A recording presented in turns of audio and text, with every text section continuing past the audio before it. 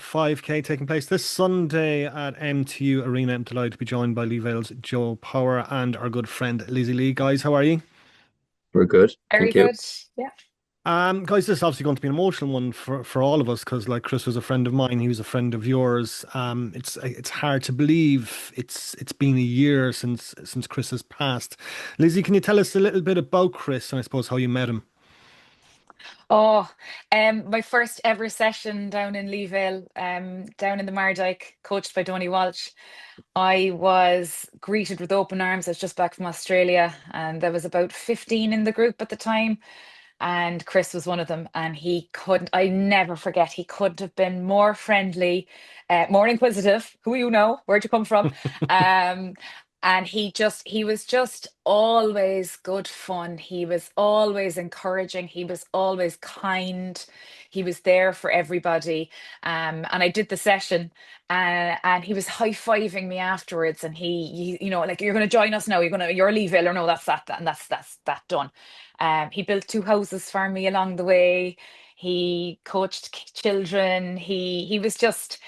I ran with him so many miles. I ran with him throughout the years. He's in my memories. He's all around Cork. He's everywhere I look because he built our clubhouse. Hmm. The high performance center, that was Chris, and he put his heart and soul into it. It was his passion. He loved Leevale. He loved the kids. He loved coaching. And I don't. To me, Leevale and Chris Harrington, they're the one. To me, there was no Leevale without Chris Harrington. He was there from the first day I joined back in 2009. And he's just a fundamental part of Leevale. Yeah, Joe, that's kind of sums it up really. Just like Chris's kindness and his enthusiasm are kind of they're the two words that really come to mind when I think of Chris. Yeah. Um, yeah, I had a slightly different introduction to Chris and Lizzie. I think I was a doubter, so I wasn't a believer right from the start. And that's going back 15 years ago. But he's so infectious. I read a quote that I gonna just say it here. People will forget what you say, people will forget what you did, but people will never forget how you made them feel. And that yeah, I'm actually just getting emotional thinking about it now because I've never, from the moment where you got Chris, you you looked forward to every opportunity to meet him. And to me, it was his generosity, his spirit, his time. He if he ever saw an opportunity to do a good turn, he would never turn away from it. He would like it was his life's passion and his life's obligation to give back.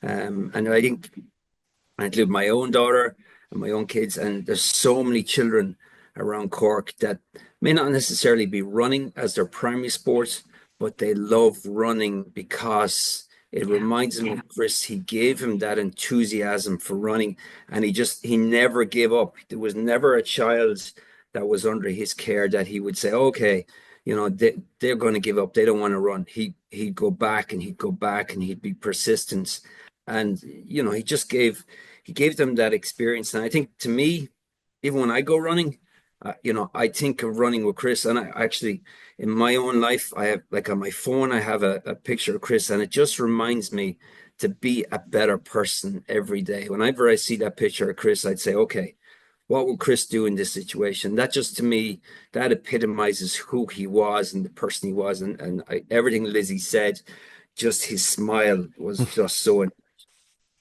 Yeah, I think of Chris every time I go running, and I run past the high performance center quite a bit as well because it's not too far from work, and I always think of when I pass there as well. It's kind of can get a little bit emotional, all right. But that's the kind of thing, Liz. Like whenever you met Chris, like you were always just like if you were in bad form after you'd met Chris, you were in good form after meeting him.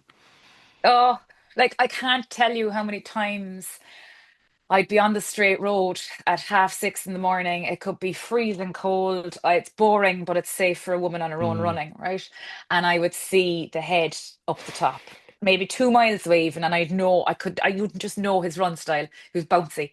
And by the time I got to him, I was so excited because I knew he was going to cheer me up. I knew Mm. that there was just going to be, I wasn't going to have to think about anything for the next 3 miles. There was going to be chatter, banter, there was going to be assistance, there was going to be comfort, counseling, some sort of offer of help, advice. And you'd go away and you'd have homework. When you left Chris, you'd have homework because he'd have given you things to do, to improve, to fix, to think about. And you'd be think all day long, you'd be thinking about the homework that Chris had. He wouldn't even assign it to you. He'd just Mm. let you know you had to do it. And you'd walk away and you'd definitely be better for that conversation. And I'm telling you, those miles on the straight road at 6 a.m. in the lashing rain, they would fly. They would fly by. You wouldn't even notice. Yeah, I remember the first time I met Chris. It was with Colin Moore. He was recording a podcast out in Reddit with Oh, Colin, and he was. I wasn't running at the time, like, and I was kind of one of these running skeptics. Like, he was like, "You should start running." But I was like, "Oh, you'll never see me running. No, you'll never see me running." And I met him on a long run when I was training for the Cork City Marathon in 2023 out in Ballincollig. He was training some kids, and he saw me running, and his smile just lit up. And he stopped me for a second. He just gave me a big, massive hug, and he said, "Roar, I'm proud of you, boy. I'm proud of you." And that's something that oh, always sticks with me every time I think of him. To be honest, but Joe, obviously the impact that Chris's death has had on the club, I'd imagine, has been amazingly profound. Yeah, I think we had just another meeting last night to talk about the road race and just get the last bits and pieces. And it was, everybody that's in the call and everybody across the whole club is really empowered by this. And Leevale's been talking about a road race for a long time. And, unfortunately, it took something like this to really rally us. But the moment we discussed it, there was such a determination within the club to leave a legacy for Chris. And to be honest with you, it doesn't feel like it's enough. There's so many people that owe him so much, and so many people, have such great memories. I remember, I think it was in Lizzie. You'll remember it was in Rossapena in 2022. So it's November.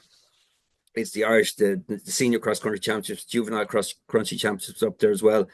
I was running with Chris, and he said, meet you in reception at 5 a.m. tomorrow morning. And I was like, Chris, are you mad? Like it's pitch dark. Right.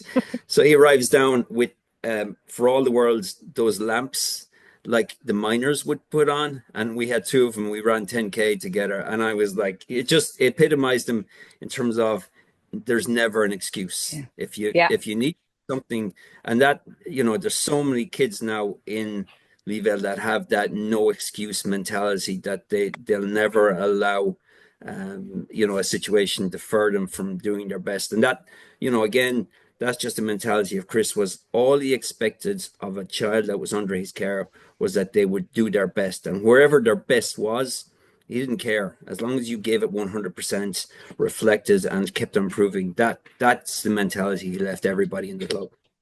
Yeah, Lizzie, I imagine like this race is going to be like very important for people in the club, I suppose, heal and remember Chris, I suppose, on Sunday. Oh, absolutely. You mentioned there Colin Moore. Colin Mm, Moore is coming down on Sunday. brilliant. There's people coming from all over the country. I can't tell you the number of people that contacted me after Chris's passing. Trevor Walsh summed it up. He said, I'd arrived to a cross country race and I'd expect him to just be by that Leevale tent in his wellies and his bright yellow coat. And there was going to be crack, coffee, banter for the day, and we'd be cheering on the children. And he just, to me, I coach the juveniles on a Tuesday and a Thursday evening, and we're often down the pitches, the back of MTU. And he used to be there and he used to bring a stereo for the kids because he knew the teenage kids like the music, Mm. anything to encourage them, anything to bring them on. And there's a hole there now. And I get teary every now and then because I look at that part of the pitch and that's where Chris should be. And we've obviously, we've filled in with other coaches and we've brought kids to different groups and we've done the best by the kids that we possibly could as a community and as a club. Um, but it's just is he was just core and down part of that of the club. He was to me synonymous with Leevale and what Leevale is all about and that encouragement stuff. So I think to celebrate that on Mm. Sunday, and we will celebrate that. That's what this race is about. This race is about celebrating a life that went too soon and that we all adored. That we Mm. all we miss him and we want to show him. And he'd be weak for a race in his name. with Oh, Leevale. Yeah. He'd have been weak for that, right? Like for all the things that he wasn't a saint, and he would be absolutely delighted with himself that he was getting the bit of attention and that there was a race in his name, And I love that. I love that if he's somewhere that there's a Chris Harrington race now on Sunday, but it'd be great, and I think we should all be very proud that as a club, that we're putting this on in his honor, because that's what it's all about. It's about him, and what he brought and his enthusiasm, and just having a living memory of that on an annual basis. absolutely. Sorry, Joe, go on. I just I just add Rory, I think we also owe a debt of gratitude to his family because like when he was out with us, he wasn't with them, and they had to share Chris with the rest of the world, and Mm, and we were just lucky that they had the patience, and that they shared them, and they're like the kids are great. The whole family has been fantastic to Leeville and allowing us to share them, and we feel sorry for them, but we hope that Sunday will show to them the appreciation that the whole world had for Chris and Prickly Leeville, and that he was involved in Prez, he was involved in so many different clubs, Cork City. So we want everybody to turn up, ideally with your club gear to show what he meant to everybody in Cork. So we're just really looking forward to today as another way of showing our appreciation to the family and showing our appreciation of what Chris did for all of us. yeah, absolutely, absolutely. And we've talked a lot about Chris, the person, I suppose, Lizzie, but like Chris himself was a fantastic athlete. He trained in Africa. He was a very, very fast runner. He was.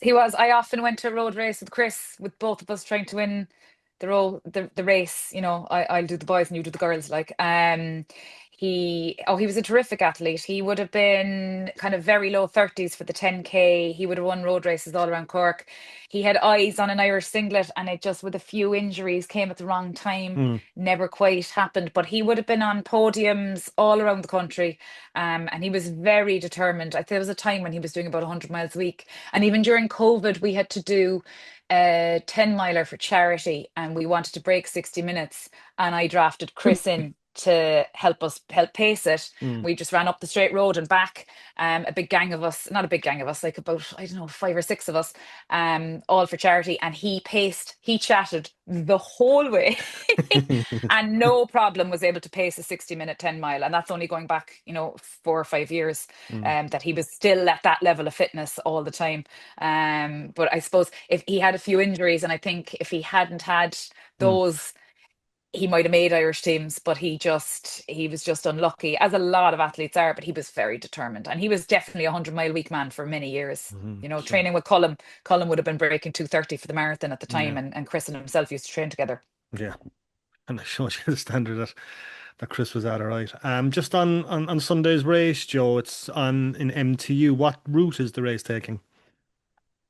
So we have a kids race at 9 a.m. on the track, 1 mile Hmm. kids race, and then at 10 we have the main road race. It's taking the same route as the MTU road race. So out of MTU onto Model Farm Roads, up through the footpath, up to Bishopstown Tennis Club, and then back down and finishing on the track. We want people to come early and enjoy it, and we want people to stay around afterwards for teas, coffee, sandwiches, just having a chat and just enjoying the crack and sharing stories about Chris.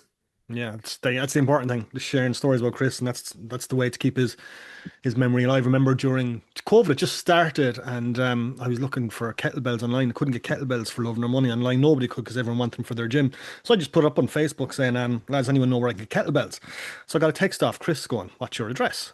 I was like, all right, yes, I texted my address. And within 2 hours, he was up at my Yeah. house with two kettlebells. He was like, hang on to them as long as you need them, And it just kind of summed up the generosity of Chris and just his determination to help everyone as much as he could, and just and again just put smiles on people's faces. I think that's what Chris was put here for, was to put smiles on people's faces.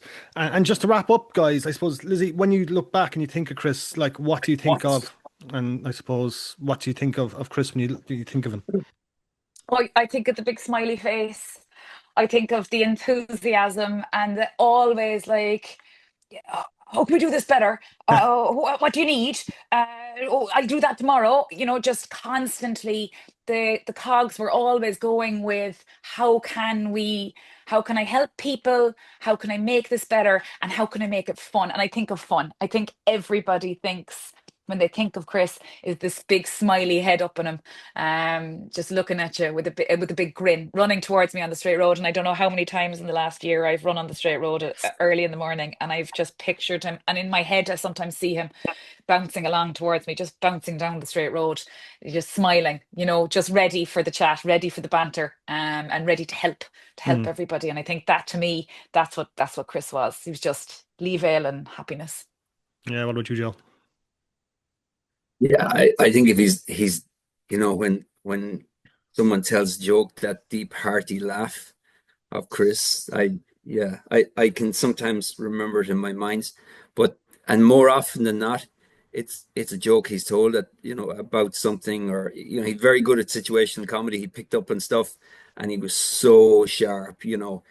If you went into Chris's group with an ego, you left without that ego, or you never came back. He just loved having fun about people, with people, and he was very appropriate in as much as he knew he would never tell a joke unless he knew you could take it. And Yeah. that was his emotional intelligence was phenomenal in terms of where he knew people, how he pitched people, how he just got people, and how he got the best out of people. And that to me is his gift. That it's so rare that there's so few people that have what he had, and that's the loss that Leevale feels, is that the loss of Chris. Absolutely. Leevale Chairman Terry Ryan has joined us on the line now as well. Terry, what do you remember? What when you think of Chris, what comes to your head straight away? Good morning, everybody. Sorry, I was late for the technical problems. Chris, he always had a smile on your face. Like my daughter would never have been, she was too young to be in this group, but I'd always be kind of down in either MTU or down in UCC, and he'd be standing just looking in. And Chris would always walk the line, make a beeline for you for that 60 seconds or 90 seconds. How are you getting on? What's the story? She looks like a gazelle, looks like a greyhound, she's running on track. And he started bust out laughing, I started laughing, he moved on to the next person. And I always said, as much as I didn't have I suppose, a real connection with Chris, but every time you leave the guy, you'd have a smile on your face. And I think that speaks volumes. And like from listening to people, the club, there's a void in the club that we will never ever fill. And he was monumental. I'm just so glad he built the HBC, because every time I walk in there, I call it Chris's gaff when I go in there, and that's what it is. And his legacy will live on, and he is missed, and I think the kids really miss him, because even during COVID, when he was driving up, and maybe he picked up on this, and if he did, apologies, but when he was bringing kids down to Limerick, I think down to a racetrack during COVID. Or sorry, not during COVID, when the two tracks were closed in Cork, like he said, right, let's go. That isn't a problem. And collect them, drive off down in the van. It was unbelievable what he used to do. So he was Leevale through and through, and he's sadly missed. Yeah, and Terry, I suppose how important is Sunday's race there for I suppose all the members of the club just to be able to come out and pay tribute to Chris and remember Chris on the day. Yeah, I just got a voicemail from Ryan Creech this morning, who's running he's running up the north in the half marathon weekend, and he was just devastated that he couldn't be around. And he said, "Is there anything to do tonight, tomorrow night, Saturday night?" In Chris's memory. And look, there's an outpouring of love towards him. Everybody wants to be there on Sunday to help out. We've no issue. Actually, we probably would tell people to stay home as the volunteers, but it's just because there's so many people who want to help, and that just shows you what Chris meant to the club. Everybody wants to be there. We're so looking forward to it. Hopefully, it's going to be a great day, and can't wait. Yeah, it certainly will be. Tickets available on eventmaster.ie. Starts at 10 a.m. in MTU Arena this Sunday. And of course, there's the juvenile race at 9 a.m. as well. Guys, it's been a pleasure talking to you. It's been really fun remembering Chris, and a little bit emotional as well. And I'm sure Sunday is going to be the same as well. Lots of laughs and a few tears as well. But it's going to be a very important day for everyone who knew Chris. And looking forward to seeing you guys. And best of luck with the race on Sunday. Thanks, Rory. Thank Thanks you. a million, Rory. Thank you.